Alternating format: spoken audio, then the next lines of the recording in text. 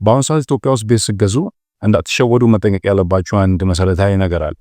አሁን ብዙ ሰዎችን ይሸወድ ያለ እሱ ምንድነው መሰላችሁ?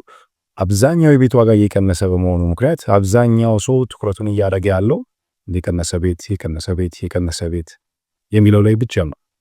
ትኩረታችሁን ዋጋና ዋጋ ላይ ብቻ ማድረጋችሁ ነገ ከነገ ወዲያ የገዛችሁትን ቤት በባለቤትነት ረጅም ጊዜ ይዛችሁ የመቆየት ፍላጎታችሁ ላይ አደጋ ሊጥልባችሁ ይችላል። ይሄን ስል ምን ማለት የመሰላችሁ? ይኸውላችሁ ብዙ ጊዜ ሰዎች ቤት ለመግዛት ሲወስኑ ይደውሉልኝና ጆርጅ እዚህ አካባቢ ላይ በዚህ ዋጋ ቤት ለመግዛት አስቤ ነበር፣ ምን ትመክረኛለህ? ምን ታስባለህ? ይላሉ። እኔ ለእንደዚህ አይነት ጥያቄዎች ሁል ጊዜ መልሴ ምንድነው መሰላችሁ? ራሱ ያንን ጥያቄ ላነሳልኝ ሰው ጥያቄዎችን ማቅረብ ነው። ማቅረብላችሁ ጥያቄ ብዙ ጊዜ ምንድነው? ይሄንን ቤት ገዛው እንበልና ለሚቀጥሉት 2 እና 3 ዓመታት ያለ ምንም ተጽዕኖ ምንም ጫና ሳያደርግብህ ይሄንን ቤት በመግዛት ሰላማዊ እንቅልፍ ተኛለሁ ብለህ ታስባለህ? ይሄን ወይን ጥያቄ። ይሄንን የምጠይቅበት ምክንያት ምንድነው? በአሁኑ ሰዓት እንደምታውቁት የገበያው ሰርክል ቤት የሚሸጡበት ወቅት አይደለም። ያንን አይነግራችሁም።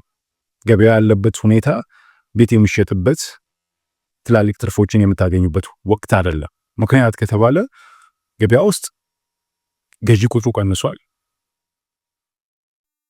ቤት የሚከራይ ሰው ቁጥሩ ቀንሷል። የገዢው አይነት በጣም ቁጥሩ ቀንሷል። አይነቱ ቀንሷል። የኪራይ መጠን ቀንሷል። የቤት ዋጋ ቀንሷል። ቤቶች የምታከራዩበት ጊዜ በጣም ረጅም ጊዜ እየወሰደ ነው ያለው። የሚሸጡበት ጊዜ በጣም ረጅም ጊዜ እየወሰደ ነው ያለው። ቤቶች 2 ወር 3 ወር እስከ 4 ወር ድረስ ከፍታቸው ሊቀመጡ የሚችሉበት ሁኔታ እየተፈጠረ ነው ያለው። ስለዚህ ይሄ ቤት ለመሸጥ በጣም ሰፊ የሚያደርጋችሁ ወቅት አይደለም። ግን ደግሞ ሁላችንም እንደምንታዘበው የቤት ገበያው ላይ በድርጅትም ወይም ደግሞ በነጠላም በግለሰብም ደረጃ ቤቶቻቸውን ገበያ ላይ አውጥተው ይሸጡ ያሉ ሰዎች ቁጥራቸው ትንሽ አይደለም። ታዲያ እነዚህን ሰዎች ሞኝ ናቸው ልንላቸው እንችላለን ወይስ ደግሞ አይ አሁን ቤት እንደማይሸጥ ስለማያውቁ ነው፣ መረጃው ስለሌላቸው ነው፣ የኛን ያህል ግምገማ ስለሌላቸው ነው ብለን እነዚህን ሰዎች ልንተቻቸው እንችላለን? አንችልም። እነዚህ ሰዎች ገበያው ችግር እንዳለበት ሲሸጡ ቀንሰው እንደሚሸጡ ሲያከራዩ ቀንሰው እንደሚያከራዩ በደንብ ነው የሚያውቁት። ታዲያ ለምንድነው ቤቶቻቸውን ገበያ ላይ የሚያወጡት ከተባለ ከነሱ አቅም በላይ የሆነ ተጽዕኖ ቤቶቻቸውን ገበያ ላይ አውጥተው እንዲሸጡ በአንድም በሌላ መንገድ ተፈጥሮባቸዋል። ይሄ ተጽዕኖ ሁለተኛ አይነት ነው። አንድ ቤቱን በመግዛት የተፈጠረባቸው ተጽዕኖ ነው። ቤቱን ከገዙት በኋላ ያኔ እነሱ ቤቱን ሲገዙት በጣም ከፍተኛ የሆነ የኪራይ ገቢ ነበረው፣ ከፍተኛ ትርፍ ነበረው። ቤቶቻቸውን የሚከራይላቸው ሰው በጣም ቁጥሩ ብዙ ነበር። ቤቶቻቸውን በአጭር ጊዜ ያከራዩ ነበረ፣ በአጭር ጊዜ ቤቶቻቸውን ይሸጡ ነበረ። የሚከራይላቸው የተከራይ አይነት በጣም ብዙ ነበረ። አሁንስ ያለፉት 2 እና 3 ዓመታት ኢኮኖሚ ላይ የተፈጠረው ነገር ምንድነው? አሁን የኪራይ ገቢው ቀንሷል። ቢሸጡት በጣም ቀንሰው ነው የሚሸጡት። ቤቶቻቸው ገበያ ላይ ሳይከራዩ እስከ 5 ወር ድረስ ቁጭ ሊሉ የሚችሉበት ሁኔታ አለ። በዚህ መሃል እነሱ ናቸው ኮንዶፊ የሚከፍሉት፣ የአስተዳደር ክፍያዎች የሚከፍሉት፣ ወጪ ያለባቸው ከኪሳቸው። የሚከራያቸው ይህ ሰው የተከራይ አይነቱ መጠኑ ቀንሷል። አይነቱ ማለት ከዚህ በፊት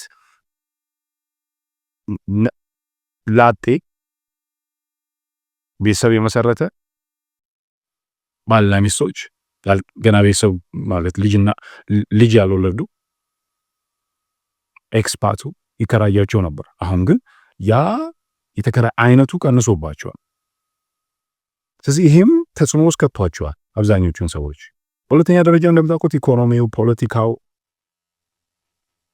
የካሽ የሚያገኙበት መንገድ ሁሉ ተዘግቷል። ኢኮኖሚ ውስጥ ገንዘብ እንደልባችሁ መስራት የምትችሉበት ሁኔታ የለም። አሁን አብዛኛው ሰው ገቢ ቀንሷል።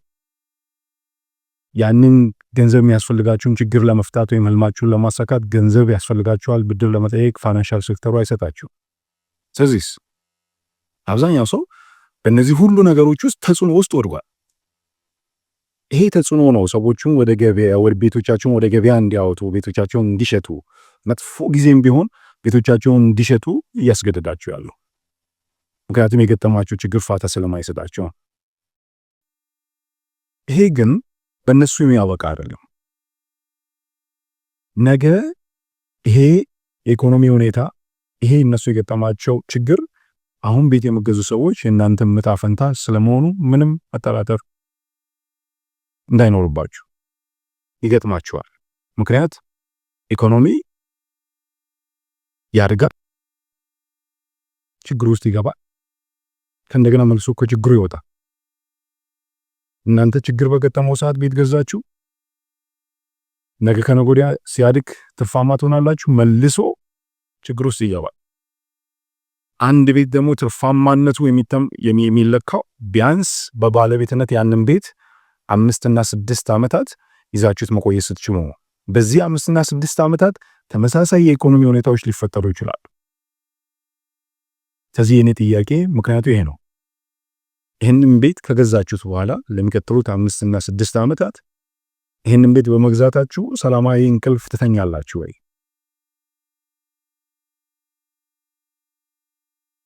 ይህን ጥያቄ መመለስ አለብን። ይሄ ጥያቄ ምን ይነግራችኋል?